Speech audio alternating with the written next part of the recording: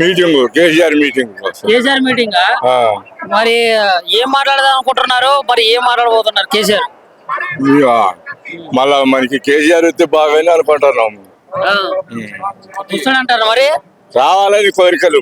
ఆ, మరి అసలు ఈ మీటింగ్ దేని గురించి అనుకోండి మీరు? కేసీఆర్ మన ప్రపంచం కోసం. ప్రపంచం కోసం.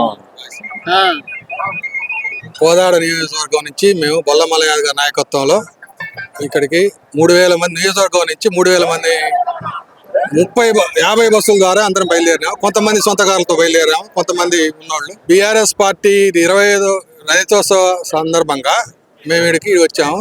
కాంగ్రెస్ చేసిన తప్పుల్ని ఎత్తి చూపడం కోసం వాళ్ళు ఇచ్చిన వాగ్దానాలు ఏమన్నాయో వాటిని అమలుపరచలేకపోయారు. ఇవాళకి కూడా రైతుకు న్యాయం చేయలేకపోయారు. మేమందరం రైతులం. మాకు ఇంతవరకు రైతు బంధు పడలేదు, రైతు బీమా రాలేదు, రైతు బోనస్ మొన్న పడ్డది. మొన్న ఖరీఫ్ బోనస్ రబీ ఒడ్లు కొంట లోపల పడ్డది. ఇవాళ రబీ ఒడ్లు కొంటున్నారు. ఇంతమటికి మా యొక్క ఒడ్లు ఆడ కుప్ప ఆడుంటే 25 రోజులకి కాటాలు వేశారు. మళ్ళీ ఇప్పుడు కూడా ఇంకా 25 రోజులు కాటా వేశారు. కాటా వేసిన వాడికి కూడా అంతకుముందు వాడికి కూడా డబ్బులు పడలేదు. మేము ఇంతమటికి కాంగ్రెస్ ప్రభుత్వంలో రైతులు గోస పెట్టుకుంటారు. కాంగ్రెస్ ప్రభుత్వం రైతు కోసం ఉంది, మహిళల కోసం ఉంది, అందరి కోసం ఉంది. వాళ్ళు ఏదో మా వాగ్దానాలు చేసి వచ్చారు కానీ అది కరెక్ట్ అయిన ప్రభుత్వం కాదు. మేము మళ్ళీ కేసీఆర్ రావాలి, మళ్ళీ తెలంగాణ ప్రభుత్వం చూడాలని మేము కోరుకుంటున్నాం. ఇప్పుడు టిఆర్ఎస్ నుంచి బీఆర్ఎస్ పోవడం వల్ల ప్రభుత్వం పడిపోయింది అన్నట్లు కూడా ఒక ప్రశ్న అయితే ఉంది. దాన్ని మీరు సమర్థిస్తారు ఒక రైతుగా? టీఆర్ఎస్ ఏనాడు కూడా తెలంగాణ ఉద్యమ పార్టీ. కేసీఆర్ బతుకున్నంత కాలం కూడా టీఆర్ఎస్ ఉంటుంది. కేటీఆర్ తర్వాత కేటీఆర్ నాయకత్వం అవుతాడు. కేసీఆర్ బతుకున్నంత కాలం కూడా టీఆర్ఎస్ ఉంటుంది ఎప్పటికైనా సరే. అటువంటి అసలు వాళ్ళు బీఆర్ఎస్ ని కానీ టీఆర్ఎస్ ని కానీ ఎవరు కొట్టే వీరుడు లేడు మన రాష్ట్రంలో. ఇది దేశంలో ఈ సభ మన రాష్ట్రంలో కాదు దేశంలో సంచలనం చేయాలి. ఇప్పుడు కూడా 50 కిలోమీటర్లు ఆగిపోయినాయి. ఇటు ఒక 50 కిలోమీటర్లు ఆగిపోయి, ఇటు ఒక 50 కిలోమీటర్లు ఆగిపోయినాయి. మేము నిల్చోలేక ఇక్కడ మా పిల్లగాళ్ళు అక్కడ వెనక గోల్ చేస్తాం, ఇటు వస్తున్నాం. కాంగ్రెస్ ప్రభుత్వంలో మహిళలకు రైతులకు పెద్దపేట వేస్తా ఉన్నారు. మరి మీకు రుణమాఫీ అయిందా? ఇప్పుడు కాంగ్రెస్ ప్రభుత్వం పెట్టినటువంటి ఏవైతే పథకాలు అవన్నీ అందుతుంది మీ కుటుంబాలు? రుణమాఫీ కాలేదు.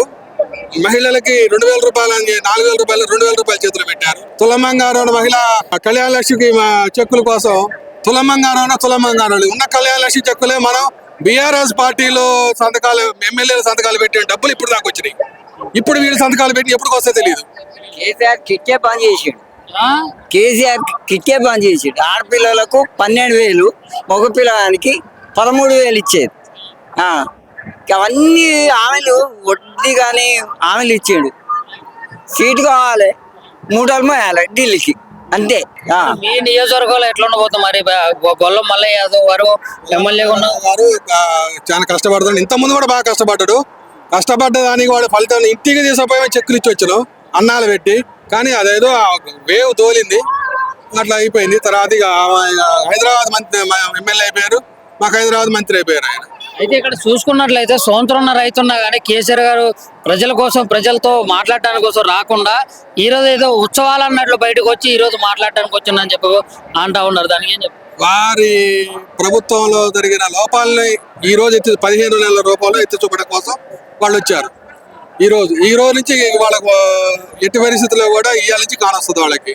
ఈ రేవంత్ రెడ్డి పాలన కూడా రేపు వాడు గుంజుదామా, ఈడు గుంజుదామా వాళ్ళని వాళ్ళు చేసుకుంటారు. మే కానీ జూన్ కానీ ఆగస్టు వాడికి లాస్ట్ ఎండింగ్. రేవంత్ రెడ్డి మంచోడే. రేవంత్ రెడ్డి చేద్దామని అనుకుంటే పక్కన వాళ్ళు చేయట్లేదు.